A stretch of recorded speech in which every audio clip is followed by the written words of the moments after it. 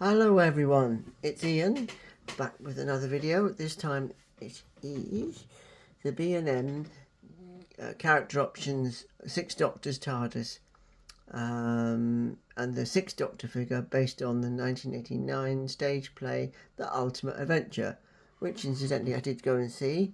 That I didn't see it with Colin, I seen it with John Pertwee, and it was actually very good. Anyway, let's get into this review. Now, I'll always be open and honest, and I'll say when something's brilliant and when something is not. So you always know that I will tell you exactly how it is and my thoughts. And I shall do exactly this. Anyway, let's get on. So this is, as you can see, the 6th Doctor in his costume, which was different from that story. And of course his TARDIS, which is nicely weathered and battered. And as you can see, it's a different costume what he wore.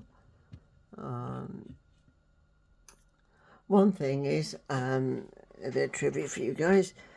A few years ago, when he was still talking to me, Al Dewar, he told me they could never do like a 6 Doctors TARDIS. Well, they wouldn't do, because all you had to do was get a sponge and dab it on, and etc. To make it weathered. But they wouldn't do the 6th Doctor because it would cost too much with all the colours. Oh look, we have a 6th Doctor and a 6 Doctor's TARDIS. Yay! So somebody was telling porky pies, or just misleading me, or who knows. Anyway, it's a very nice figure. I like the costume. I also like the 6th Doctor's coat. It's exactly the same as the other version of the 6th Doctor, which I shall show you in just a second to compare. Just of course the costume is different. So out of all of the 6 Doctors they have released, I like this one probably the best. But what in order they have done is, like, based on the stories, is Attack of the Cybermen. So that basically that's just any of his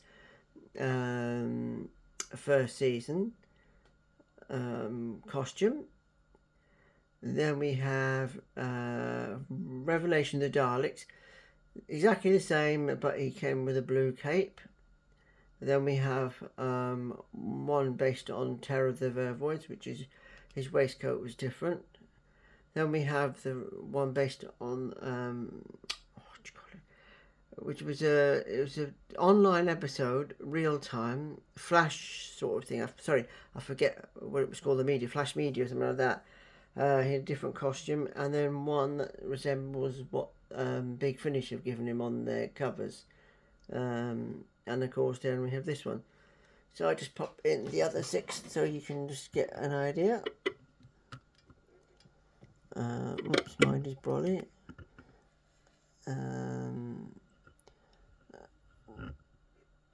It's basically, look. Spot the difference. It's just the paint is different.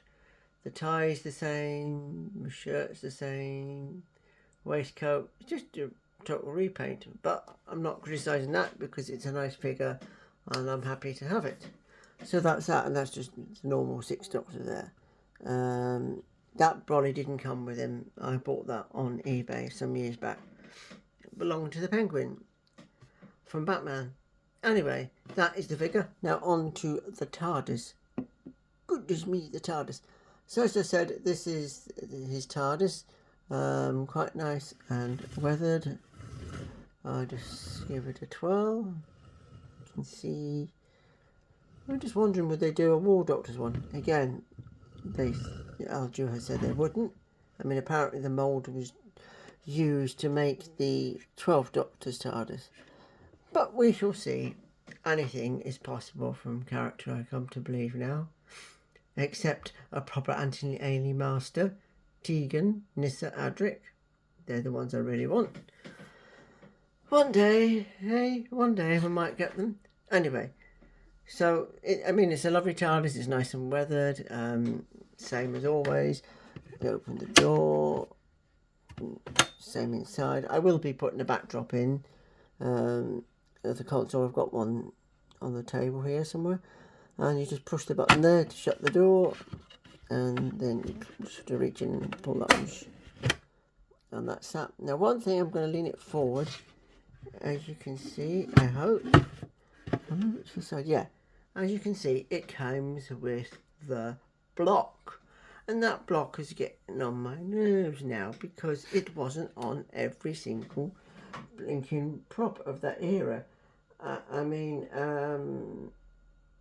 Tom Yardy-Jones designed this prop in 1980 for season 18. And I'll just run through a brief history of this prop with the block.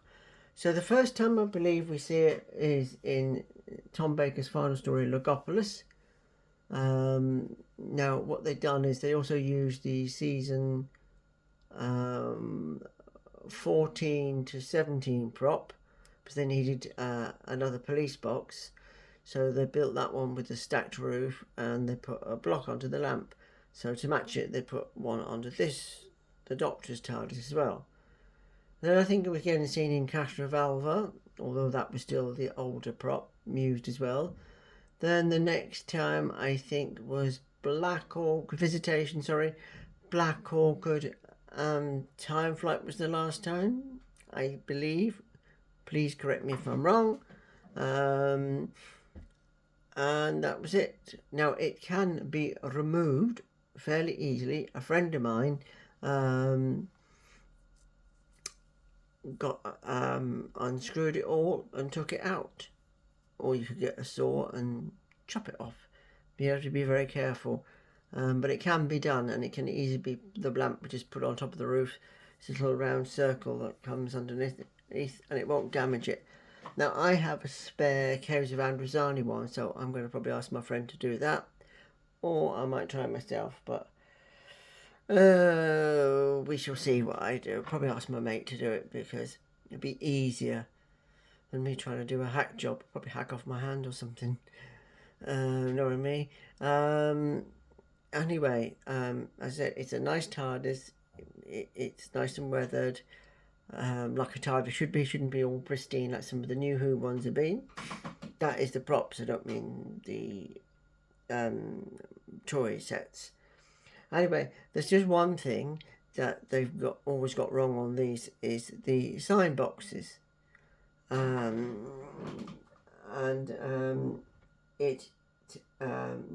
was always said that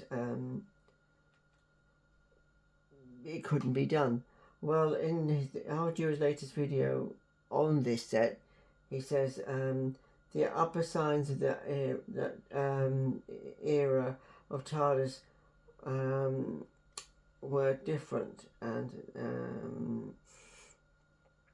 but they couldn't. They should have been wider. But they couldn't do it because the tooling is now so old. They were in danger of destroying the tools to make this TARDIS. So he made the decision to leave it. So if they could have got it right in the first place, so why didn't they? That is the question. No, it's not. You can get things right. I said this in my last video, Revelation of Daleks. You can do it. It's not a lot. I mean, we're not asking for whatever scale this is. I'm not up on my scales. Apart from 1/6 scale, I know it's about 12 inches. But you could do certain little things to make it a little bit more accurate. But, you know, it's not a major issue. It is a wonderful TARDIS. It's not, as I said, nice and weathered. But it's basically the same TARDIS throughout the years. And I'm going to show you I'm going to show you all the TARDISes of this shape from their first release, and I'll bring back in this one. So, out you come. Out goes this one. In comes. Now, there's no batteries in it, so I don't think there's no... no, this is the 7th Doctor's TARDIS. A much lighter blue. when this was released, it said it was based on Curse of Henry. I don't think the TARDIS was that. I don't believe the TARDIS was that blue anyway in Curse of Henry. I mean, it was strange though, because in Curse of Henry the phone panel was never used, so I can get, oh god, I can't get it open now. Typical, absolutely typical. When you want to get something done on live, there you go, you can see, open it up and you got the phone. I'm not going to run through too much, but, and I'm just going to bring back in the 6 to do a comparison. But Ian, it's got a thinner base. I know, because it doesn't have the battery compartment. But it has the battery compartment, but it doesn't have the mechanism to make the sound, sorry. But talk about the batteries, just spin you around. You spin me round, round, round. It's not going to spin for me, so I'll do it. So as you can see, sound box. Signs are the same, just different lettering. Still the stat row, still the block. And that was the 7th Doctor's TARDIS, but as you can see, it is the same one over and over again. Right, out you come. Next up, we go all the way in time to 2019 for the Caves of Androzani. I mean, it's also a nice TARDIS. So this one,